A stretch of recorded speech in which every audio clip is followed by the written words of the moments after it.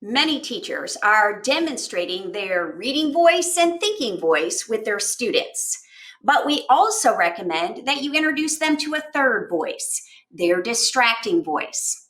And sometimes teachers question, how do you model the distracting voice? What should I do in that lesson? And most recently, I got the question from Mary Catherine Miller in Elkhart, Indiana, where she asked, when I'm introducing distracting voice to my kinders, should I be using text? Yes. Yes, we want to use text whenever we introduce any of the reader voices because that's when they're engaged, when we're reading or looking or viewing text. Okay, so Mary Catherine, here's what I would do. Assuming we've already introduced reading voice, thinking voice, and you've shown kids how to read a little and have a thought, read a little and have a thought. And remember, when it's ELL or primary or special needs, we also read pictures and have thoughts about them. So the day you want to introduce distracting voice, what I would do is put my reading voice back to back with my distracting voice. And I would be reading some of the words, whether it's projected or it's in a big book or however they can see the text.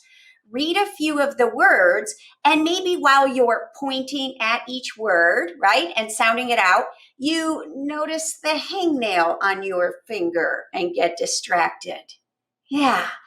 Or while you're reading each of the words, you start to think about lunch and you're wondering what they're serving. We've got to show how the reading voice can do its job, and yet we're thinking about something else. You might also introduce the distraction voice in terms of environmental distractions. So when I'm reading something out loud, I think, what's that noise? Or who's wiggling my chair? Or what's that smell? Again, those are all common distractions too. So we want our students to see us get distracted. Okay, let me show you one more something that I think is pretty important to point out to all students of all ages. And that is when things are going well and you're reading and having a thought and reading and having a thought, this is all great.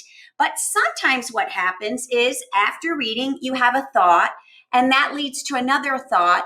And then you start thinking about that and wishing you were doing that. And all of a sudden your thinking voice is what got you distracted. We want to make sure to show students we all have a distracting voice, but what does it sound like?